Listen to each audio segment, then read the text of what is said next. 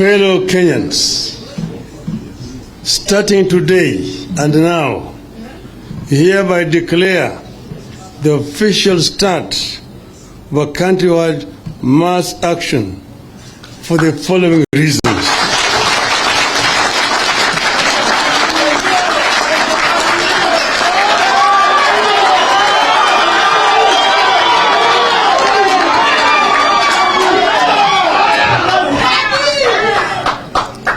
Number one, the high cost of living in Kenya, which is as a result of massive looting of the public resources and heartless withdrawal of subsidies to food, fuel, and education by the Kenya Kwanza regime in the middle of a drought and economic meltdown.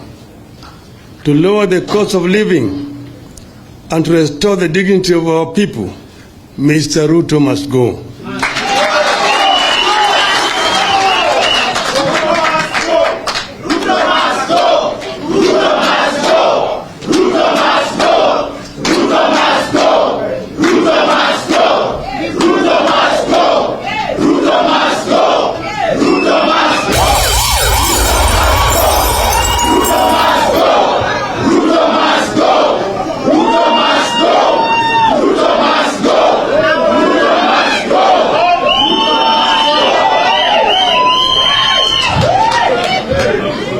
Number two, the over-taxation by this illegitimate regime is killing our businesses, impoverishing families, and damaging opportunities for investments.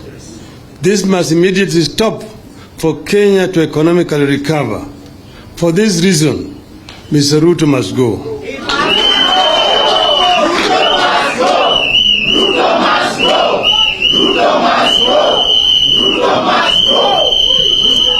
Three, the importation of genetically modified organisms, GMOs, by Ruto and company is a scheme to destroy the country's food basket and to make Kenyans slaves to the American multinationals while enriching his cronies. For this reason, Ruto must go. Ruto must go. Ruto must go.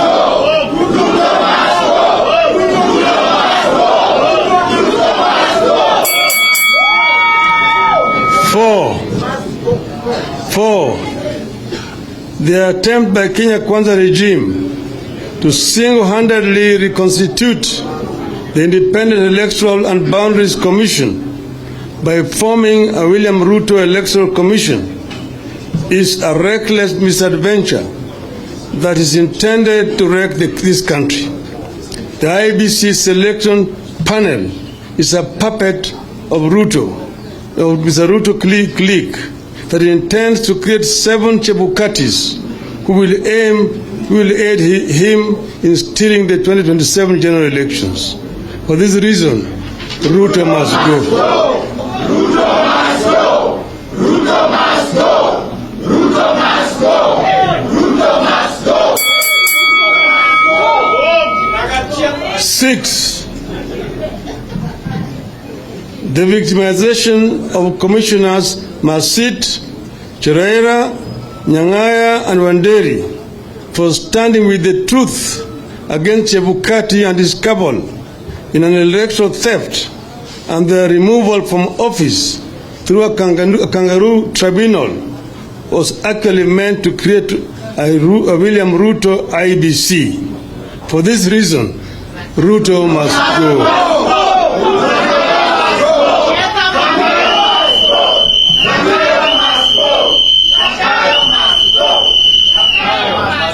7,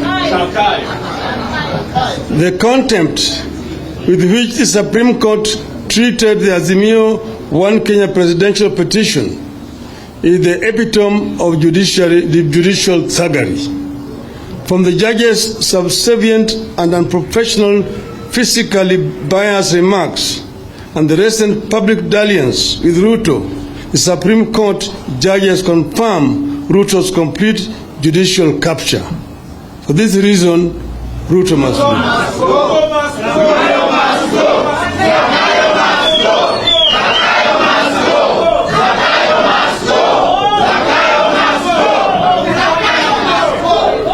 Eight, the accumulation of all powers, legislative, executive, and judiciary by Ruto, the perfect definition of tyranny and dictatorship. Ruto is buying the legislature, influencing the Supreme Court, and the sole executive decision maker. This is a dangerous dictator that must not be allowed even a single extra minute in public office. For this reason, Ruto must go. 9. In the history of Kenya, it is the first time our country is facing a two-tribe regime. An exclusive one-tribe regime in Rwanda resorted to genocide. In 2007-08, the security forces were unable to control the violence in the Rift Valley simply because of a one-sided security force. Kenya Kwanza is a one-sided illegitimate regime that is planting seeds of ethnic hegemony for a future genocide in Kenya. Only 2 communities are getting appointed to public service. For this reason, Ruto must go.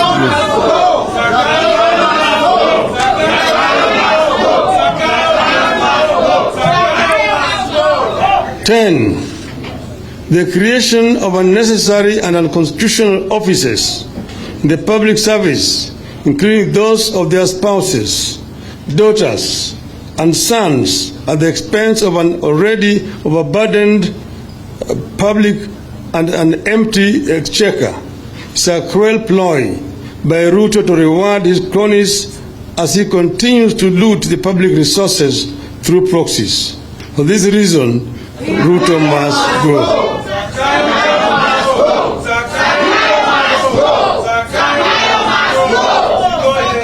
11. Kenya experienced unparalleled religious harmony, which is the envy of the world.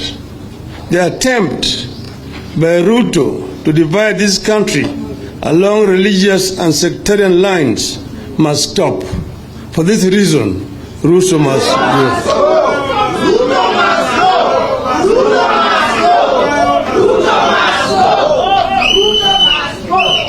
12. The tribalization and ethnicization of our civil service by this illegitimate regime through targeted sacking and firing of legitimate public appointments is a career killer and a recipe for future genocide. For this reason,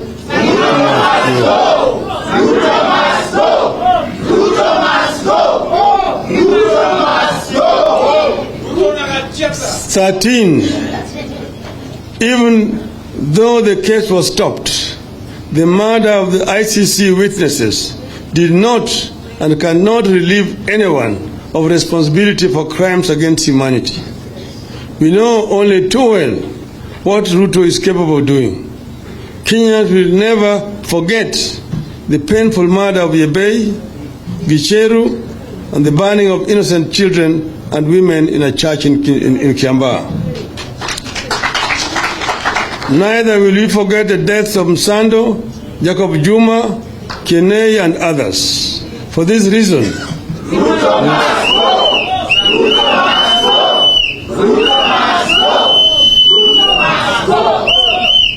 14. The grabbing of public land in Ruai, section of Ngong Forest, parts of Eldoret Municipality, parts of Langata Primary, Mr. Muteshi's farm, and many other public utilities can no longer be tolerated by Kenyans. And for this reason, Ruto must go. Ruto must go. Ruto must go. 15. According to the public records, Mr. Gachagua, who was the district officer 1 in Laikipia, was summarily dismissed from office on the 30th of July, 1997 for gross misconduct, desertion of duty, and reported mismanagement of relief food for Laikipia district. This is a clear show of unsuitability and incompetency. No wonder Gachagua has impudently alluded that Kenya is a company with shareholders whose resources are distributed discriminately on the basis of shares. Today, we begin telling Ruto and Gachagua that we indeed are the true shareholders in this country. All the people of Kenya are collectively shareholders in our country. We begin telling Ruto and Gachagua that we understand that a caring government cannot emerge from an illegitimate regime like Kenya Kwanza. We begin telling Ruto and Gachagua that we have no more patience with an illegitimate regime that is too mean-spirited and too incompetent to deploy resources for an all-out war on poverty and suffering of our people. We have no more patience for an illegitimate regime of hypocrites and fake humanitarianism. We begin telling Ruto and Gachagua that we can't keep living on false promises. We begin telling Ruto and Gachagua our clear understanding that when we keep taking painkillers long enough, they will cease killing the pain. And that is when the real pain will begin. Kenya is ripe for a people's movement for the defense of democracy.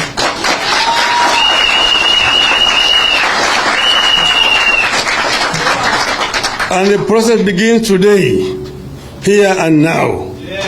Ruto must go.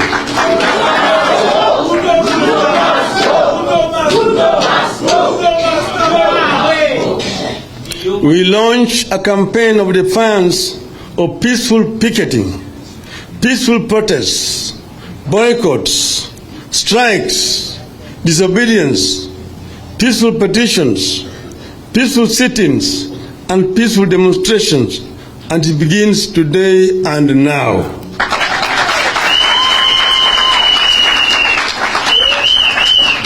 We also urge the victims of retrogressive policies of this illegitimate regime, including workers, doctors, teachers, nurses, lecturers, students, and business community to join this political revolution and movement for change.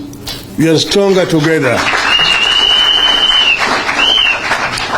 As your leaders, we commit to fight, resist, and defy this illegitimate regime side by side with you until our voices are heard and respected. We recognize that only through hardship and sacrifice can our cries be heard and acted on. We will be with you to the bitter end. It is action time. Let us all come out, whether wherever we are, to make our voices heard and respected. And after we have done that,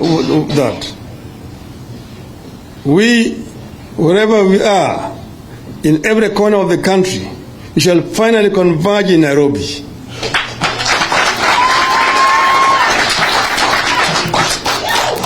Take note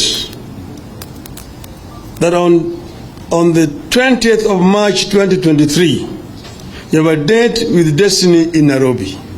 I repeat, take note that on 20th March of 2023, we have a date with destiny in Nairobi.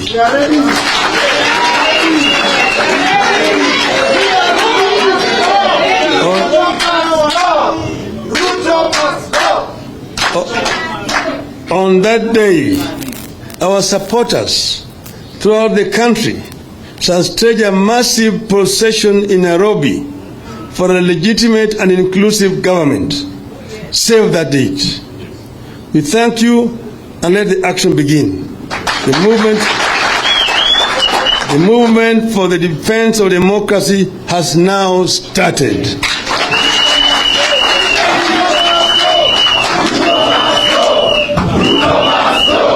Ruto must go!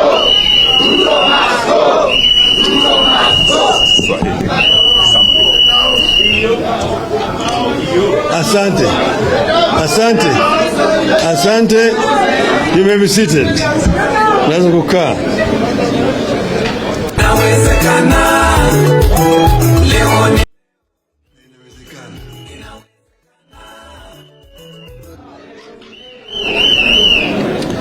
Nimesema yale kwa kimombo, lakini kwa manufaa ya watu wetu wengine ningependa kusema machache kwa Kiswahili.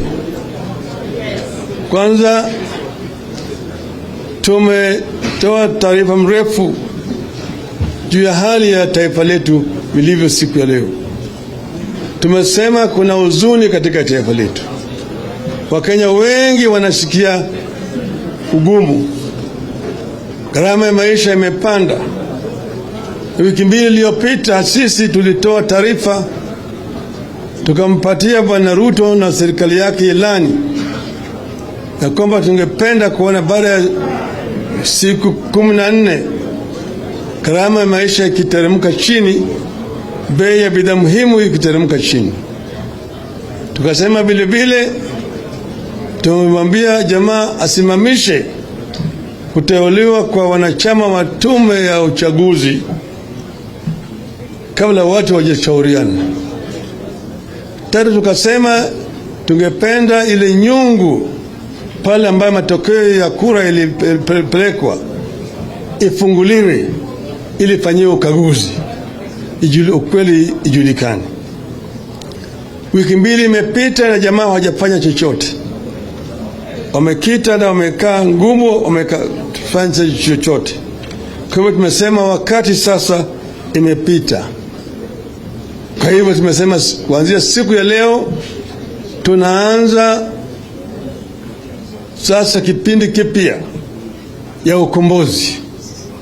Tunaanza ile chama chetu ya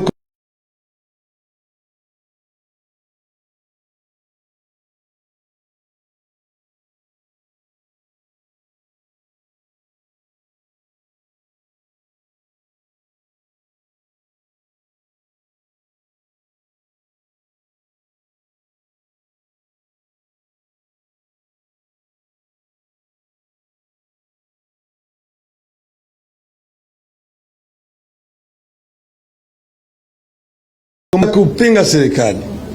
Wanaweza kufanya maandamano, wanaweza kufanya mgomo, wanaweza vile vile kukaa pamoja na vile vile kupeleka kumbukumbu kwa shirika zote. Haya yote yanakubaliwa na sheria yetu. Katiba letu vile vile nasema ati uwezo katika Jamhuri ya Kenya iko mikononi ya wananchi wa Kenya. Wananchi wanaweza kutumia hiyo uwezo wao wenyewe au wanaweza kutumia hiyo kupitia kwa viongozi ambao wao wenyewe wamechagua. Sasa kwa sababu Bwana Ruto amejaribu kununua viongozi wengine na vile vile amejaribu kununua mahakama, sasa ni saa ya Wakenya kutumia hiyo uwezo na nguvu kupitia hiyo fungu ya katiba yao mikononi mwao ili waweze kuleta mabadiliko. Na tumesema hiyo ndio sisi tutafuata.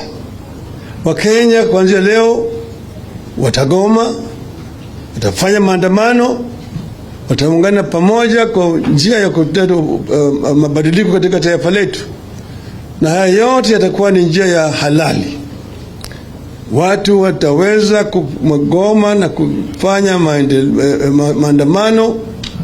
Wengine wanaweza kwenda kwa vituo vya serikali, wanaweza kwenda hata kwa ajili ya nyumba ya serikali. Ni nyumba ya taifa, ya wananchi. Wanaweza vile vile kuungana pamoja na kukaa pamoja na kugoma. Wanaweza kugoma wasiende kwa kazi vile wanavyotaka. Wanaweza kufanya maandamano, wanaweza kufanya maandamano kokote pale wao wako. Kazi ya serikali ni ya polisi ni kulinda wananchi wakifanya hayo. Mradi tu polisi wajue kwamba wananchi watafanya maandamano, kazi yao ni kulinda wananchi, sio kunyanyasa wananchi. Na sisi vile vile tumesema hatuna uoga wowote, hatuwezi kutishwa na mtu yeyote. Tutalinda sheria na katiba ya taifa letu dhidi ya wale ambaye walikuwa wamewekwa pale kwa njia ya kibandia. Tuna hakika ya kwamba Ruto na wenzake hawakushinda uchaguzi katika taifa letu. Sisi kama wanaazimio tunajua matokeo ya uchaguzi. Sasa kwa sababu jamaa wamekataa ukaguzi wa nyungu ili pale matokeo yalipelekwa, Wakenya wana uwezo na sasa watatumia hiyo uwezo kufanya yale ambayo wanataka. Kwa hivyo tunasema kazi imeanza leo. Wakenya sasa wako tayari na wamepewa fursa ya kufanya yale yote ambayo nimetaja. Alafu mwisho tumesema ati tuko na dira na tarehe 20 ya mwezi huu wa Machi.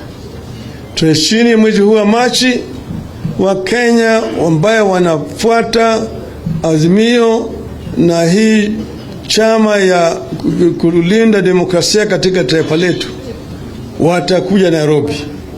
Ni siku ya Nairobi.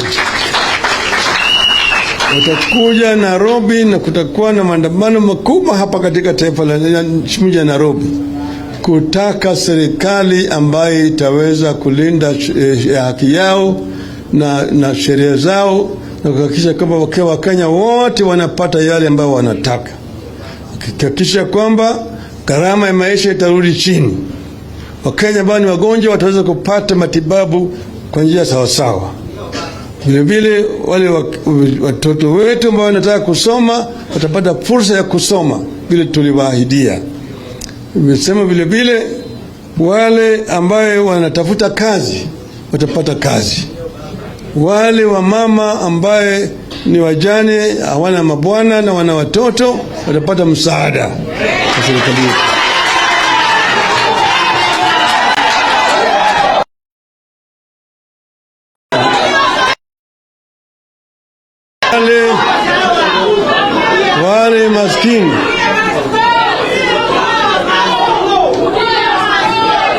Wale maskini tuliwaahidi ati watapata 6,000.